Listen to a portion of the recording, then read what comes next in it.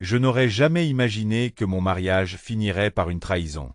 Avec le recul, j'ai ignoré certains signaux d'alarme, mais l'amour rend aveugle à la vérité.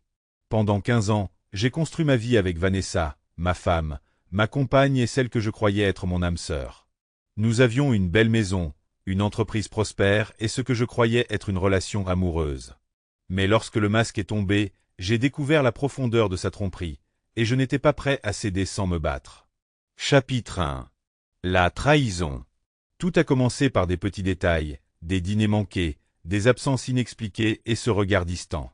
Quand je l'ai confrontée à ce sujet, Vanessa a balayé mes inquiétudes, m'accusant d'être paranoïaque. Elle a dit que le travail la stressait et qu'elle avait besoin d'espace. Lui faisant confiance, j'ai reculé. Mais ensuite, j'ai trouvé les reçus. Littéralement.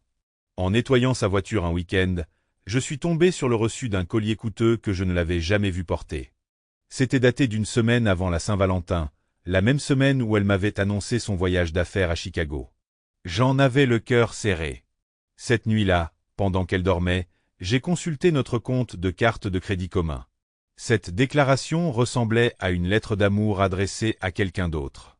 Dîner raffiné, séjour à l'hôtel et cadeaux. Mon monde s'est effondré quand j'ai vu son nom.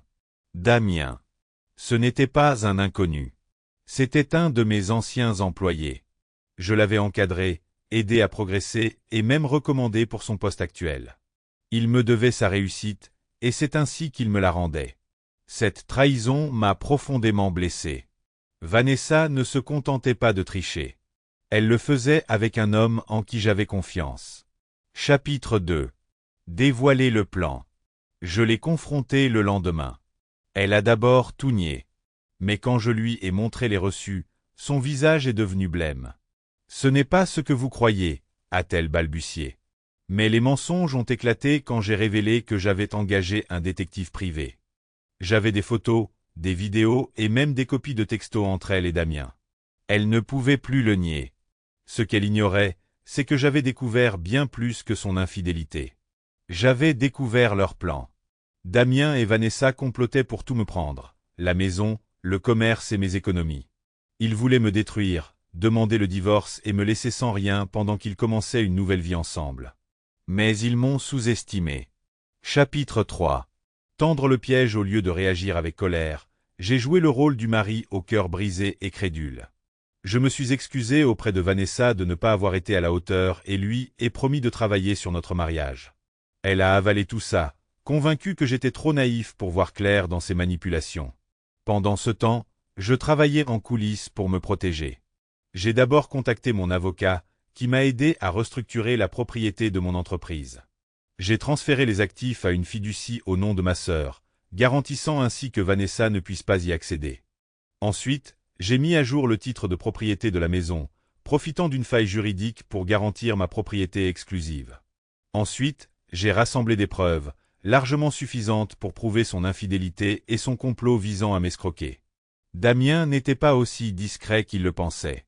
Mon détective privé a déniché une mine d'indices compromettants, notamment des conversations enregistrées où ils évoquaient leur projet de me saigner à blanc. Chapitre 4. Déclencher le piège le jour du jugement est arrivé plus tôt que prévu. Vanessa avait prévu une escapade romantique d'un week-end avec Damien, en utilisant l'argent de notre compte commun. Elle a menti, disant qu'elle rendait visite à sa tante malade. J'ai fait semblant de la croire et lui ai souhaité un bon voyage. Dès son départ, je suis passé à l'action. J'ai changé toutes les serrures de la maison et gelé nos comptes communs. Je lui ai laissé un petit mot sur la porte d'entrée. Bonne chance, Vanessa. Tu vas en avoir besoin. Elle est revenue 2 jours plus tard et s'est retrouvée enfermée dehors. Furieuse, elle m'a appelé pour exiger des explications. Je lui ai conseillé de consulter ses emails. Je lui avais envoyé une copie des preuves, ainsi que les papiers du divorce. Félicitations, lui ai-je dit. Tu vas bientôt être libre de commencer ta nouvelle vie avec Damien. Ne t'attends pas à me prendre quoi que ce soit. Chapitre 5. La chute de Damien, mais je n'en avais pas encore fini. Damien avait beaucoup à perdre, et j'avais l'intention de le lui faire payer. Grâce aux preuves que j'avais recueillies, j'ai envoyé une information anonyme à son employeur, révélant sa liaison avec une femme mariée et ses tentatives d'escroquerie. L'entreprise n'a pas tardé à le licencier. Apparemment, elle désapprouvait la malhonnêteté et les scandales professionnels.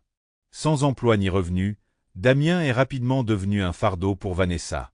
Leur relation, bâtie sur le mensonge et la cupidité, a commencé à s'effondrer.